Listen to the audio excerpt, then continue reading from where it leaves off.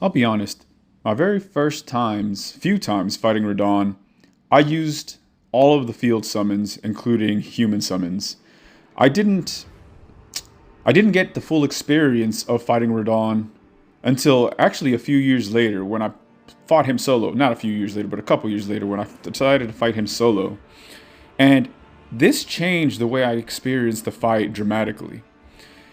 One of the main ways that it changed is that I was able to better pay attention to the music, which I think is a very, very important part of this boss fight, the music. Being alone with him, it not only takes you a little bit longer to finish the fight because you need to do it by yourself, but if you fight it with summons, you frequently realize you defeat him well before the music ever gets to progress. And the progression of the music was a very important part. And I'd say the most important part. About halfway through the second phase, you'll start to hear a shift in the music. It starts to sound a little bit more heroic. It's no longer very chaotic. And originally you get the feeling this is about me. You know, I'm the hero that's about to put down Radahn. But then it makes another shift into tragic. And again, this is something I didn't realize until my very first time fighting Radahn solo. I suddenly had this feeling that this is no longer a fight that I feel good about. And if you fight this boss alone, you'll start to realize there's something about this fight that I no longer feel good about.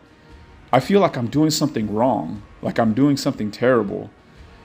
It doesn't feel good anymore. Looking deeper into it, it starts to make sense, especially once the DLC came out. The music itself shifts into this very tragic, very somber sort of funeral chant, where his soldiers are kind of bidding him a farewell, it seems. And you quickly realize the track is not about you. It's about Radahn. It's Radahn's track. And it's sort of narrating his downfall.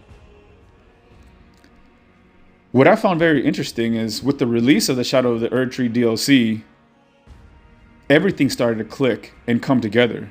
It made sense that Radahn would be the final boss. There was no longer any question in my mind why this track and this fight felt so tragic. This theory of mine was further solidified by a game composer named Davi Vasc, who did a reaction to Star Scourge Radahn's theme, which I will link in the description below, which I would highly recommend you look into because it will further explain exactly what it is that I'm talking about. During the final fight in the Shadow of the Erdtree DLC, you'll actually notice you hear the same theme playing in the beginning of the boss fight, and you quickly realize the importance that Radahn holds in the story. And now it's starting to make sense why even Miyazaki himself said that his favorite character, his favorite boss in the game was Radahn.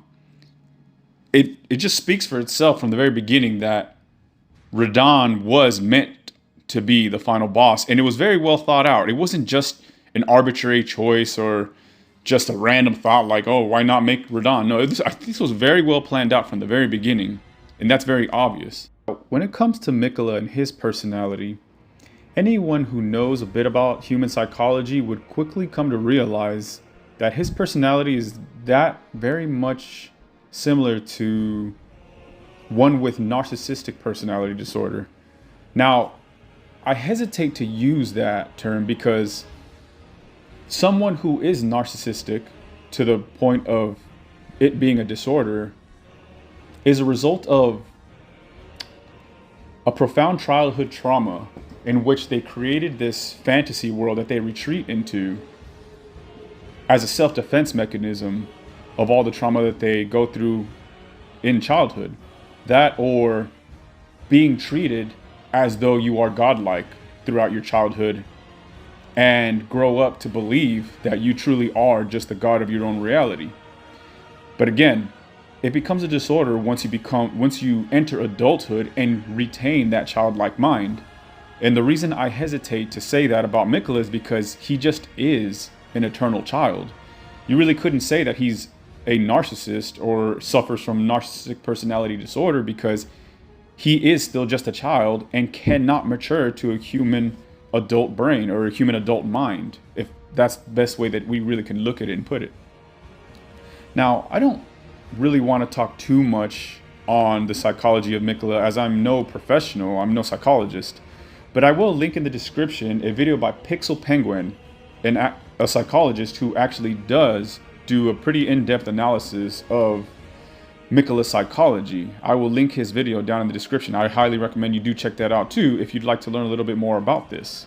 And I think it's wise that he never really used the term narcissist or narcissistic personality disorder to describe Miquella, as he is just a child in his mind. Looking past this though, it makes sense why Miquella could never really see things outside of his own perspective, and why everything good only exists in his mind, even if it means using and discarding other people in his life, whether it's for their own benefit or not. Because as long as it's fulfilling Miquella's wishes and his desires, then it's just all good.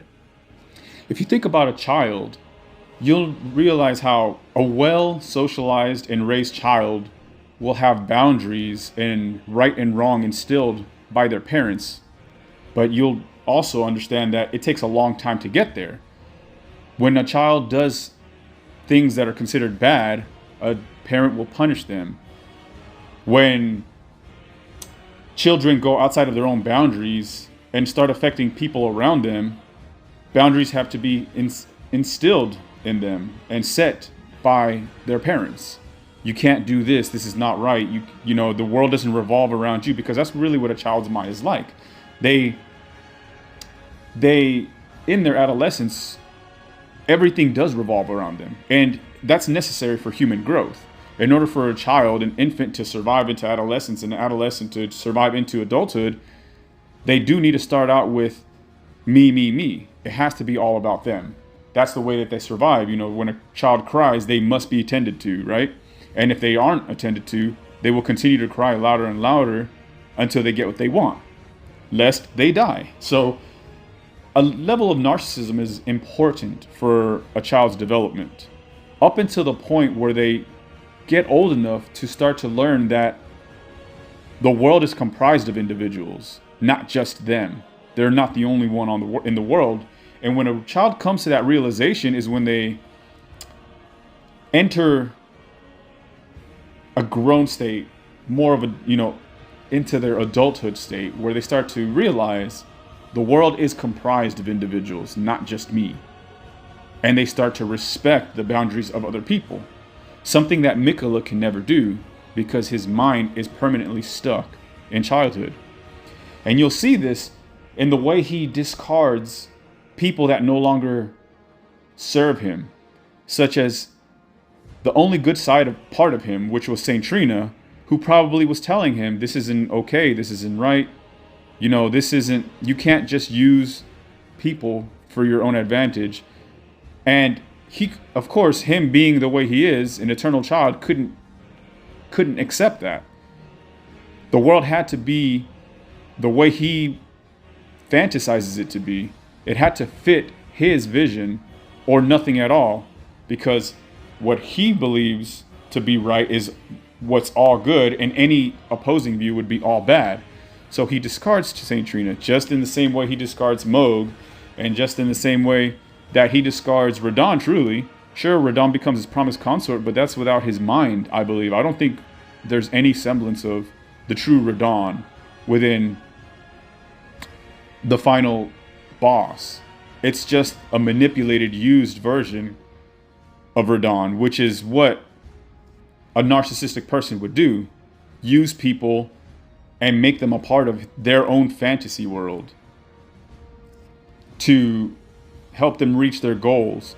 And once those people are no longer useful to him, he will easily discard them and consider them bad.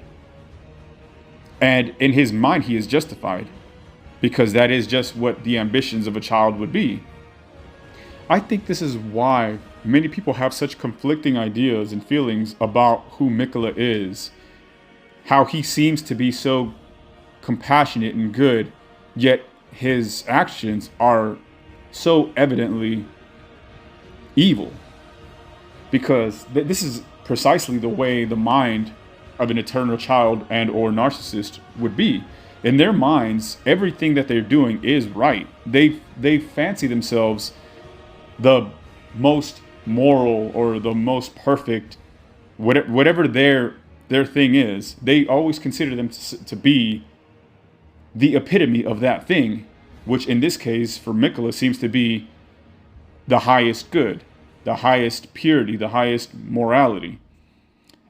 And he really believes this. He doesn't think that he's not using this as an excuse. He truly believes that he is the highest good of the world. And even though we can all objectively see that that's not true, he could never see that. Even those manipulated by him, just like a narcissist in real life, they see them as something really good because it's what they portray to be. Is like, he seems like such a good person, but his actions are just so evil or just so bad. And despite you wanting to, despite your pain, and despite you knowing the evil that they're actually capable of, you still stay with them or continue to follow them because you feel there seems to be something about them that seems to be honest. And that's their psychology, where they actually feel that they are that thing that they say that they are. But their actions, again, don't show that. And I think that's pretty well paralleled with the charming that he does to people, where they're compelled to follow him, yet you can still see that it is against their will and they don't really agree with it. It's like, you get this feeling of, okay, they're charmed by him, but yet these people seem to know that there's something wrong with that charm. He's not as good as he seems to be, just as Ansbach had said in the DLC, how there is nothing more terrifying. Even though he describes Miquella as one who shrives clean the hearts of men, pure and radiant, because that's the image of himself that he gives off. But anybody who can see his actions can clearly tell that's not who he is. He's deluded. He lives in his own fantasy where he is all good and everybody that opposes him is all bad. But it's clear in his actions of using people to his own advantage, manipulating people, and discarding them when they no longer serve his purpose. You can't live in a world where everybody just sees you as perfect, especially when it's against their will. Radahn also knew this, and this is why he made such an effort to hold back Miquella's fate in the form of holding back the stars. He knew that if Miquella were to realize his goals, the world would be doomed to an eternity of manipulation and rule under a narcissistic god or an eternally child god. By defeating Radahn and Miquella, you give closure to Radahn's story as the hero that he always was, the only one in the entire story who was actually fighting to make the world right and to prevent the world from entering into an order where everybody is compelled and manipulated into servitude behind the delusions of an eternally stunted child who, although he truly does believe he is the perfect being and all good in his own mind, is objectively wrong. And in defeating Miquella, we give closure to Radahn's story and his soul, solidifying Radahn as the ultimate hero of the story, second to maybe only us, the Tarnished. We who carried out the quest of a man who sacrificed his life to save the world from the tyranny of Miquella, the tragic, whose eternally stunted childlike mind could never truly see the error of his ways.